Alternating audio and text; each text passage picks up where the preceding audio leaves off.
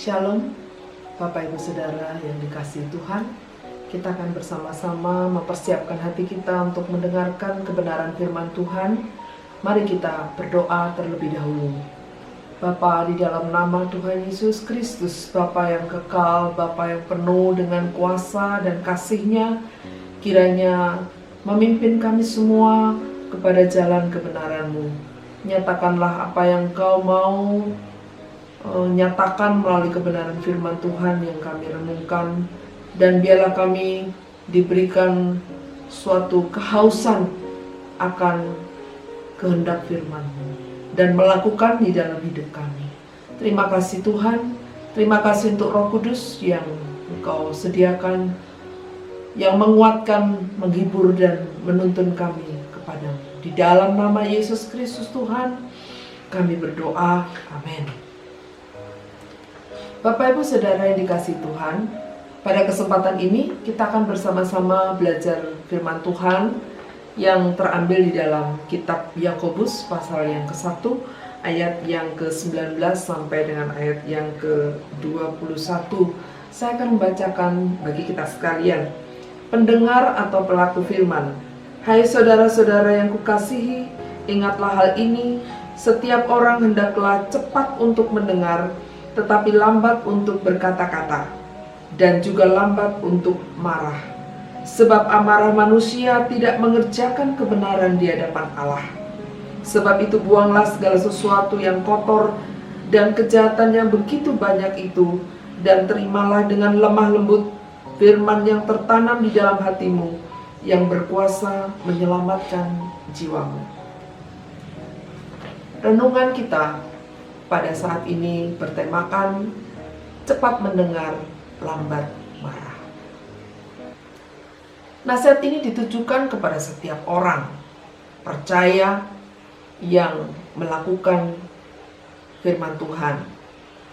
Nah, Bapak Ibu Saudara sekalian, kalau ingat pembahasan kita beberapa waktu yang lalu, bahwa secara konsep kita sudah belajar mengapa kita harus menjadi pelaku firman Tuhan, ya.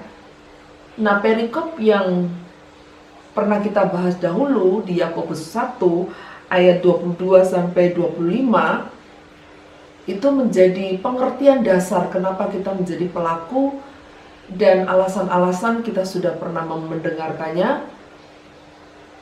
Nah, sebelum konsep itu kita mengerti, maka kadang kita sulit untuk mempraktekkan secara praktis dalam hidup kita sehari-hari. Nah, nats yang kita baca tadi itu adalah hal yang praktis yang bisa kita lakukan dan menjadi contoh bagaimana kita menjadi pelaku-pelaku firman Tuhan dan bukan hanya pendengar saja. Tentang hal marah, Yakobus pasal 1 ayat 19 mengatakan, hai saudara-saudara yang kukasihi, ingatlah hal ini, setiap orang hendaklah cepat untuk mendengar, tetapi lambat untuk berkata-kata, dan juga lambat untuk marah. Nasihat ini ditujukan untuk semua orang tanpa terkecuali. Dan isi nasihatnya sangat sederhana, yaitu hendaklah cepat untuk mendengar, tetapi lambat berkata-kata, dan juga lambat untuk marah. Nah, ada beberapa alasan mengapa hal marah ini harus kita sikapi dari sudut pandang firman Tuhan. Sebagai orang percaya, apakah kita boleh marah? Itu pertanyaan-pertanyaan yang penting untuk kita mengerti. Nah, marah itu adalah reaksi emosi dari sebuah ketidakadilan, ya, yang akan menimbulkan perasaan kecewa, ya, dan berujung kepada kemarahan. Baik kemarahan yang secara verbal dilontarkan dengan kata-kata pedas, ya, biasanya yang menyakitkan, itu adalah reaksi-reaksi yang sangat natural, ya, alami. Jika kita mengalami situasi yang tidak mengenakan, yang biasanya itu tadi mengalami ketidakadilan. Nah, kita kan melihat mengapa marah ini benar-benar menjadi suatu bahasan yang perlu kita mengerti dengan benar, bahwa kita orang-orang percaya sebaiknya dan seharusnya tidak marah yang dimaksudkan itu. Nah, alasan yang pertama, firman Tuhan ini menjelaskan bahwa jika kita marah itu sangat di luar kehendak Tuhan, ya. Karena di situ disebutkan di ayat yang ke-20, sebab amarah manusia tidak mengerjakan kebenaran di hadapan Allah. Jadi marah itu kenapa tidak diperbolehkan? Karena itu tidak mengerjakan kebenaran di hadapan Allah. Nah, alasan selanjutnya bahkan dikatakan sebab itu buanglah segala sesuatu yang kotor dan kejahatan di dalam diri kita.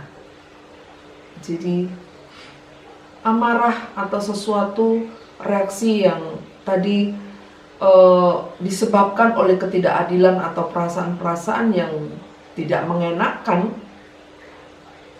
itu benar-benar harus kita sikapi dengan firman Tuhan, ya.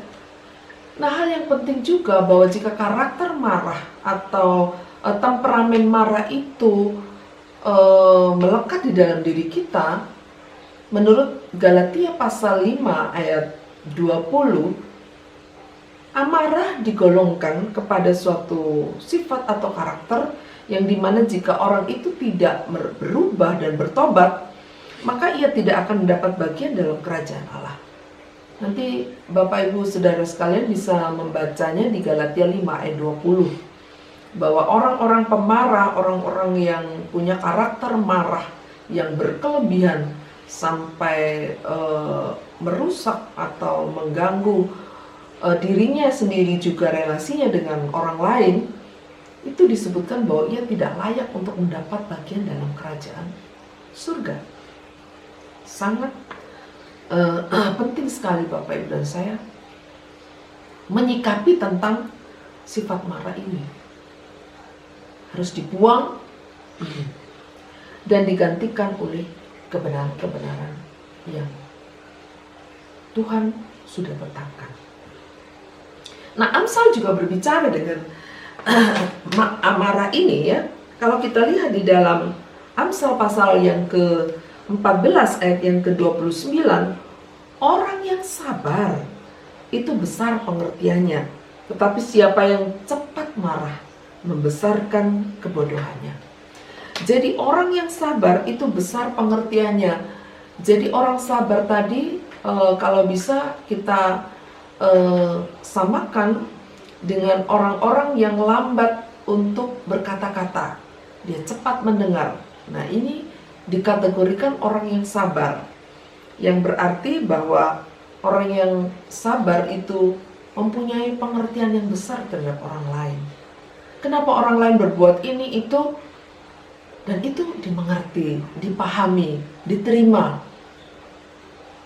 Dan inilah karakter sabar yang kita upayakan. Jangan merespon sesuatu hal dengan persepsi negatif dan emosi negatif, sehingga kita tidak punya pengertian yang besar terhadap orang itu kenapa melakukannya demikian. Jadi Amsal mengatakan bahwa orang yang sabar besar pengertiannya. Jadi ini sebuah karakter yang dikenan Tuhan. Ini adalah kebenaran yang perlu kita kerjakan di dalam diri kita.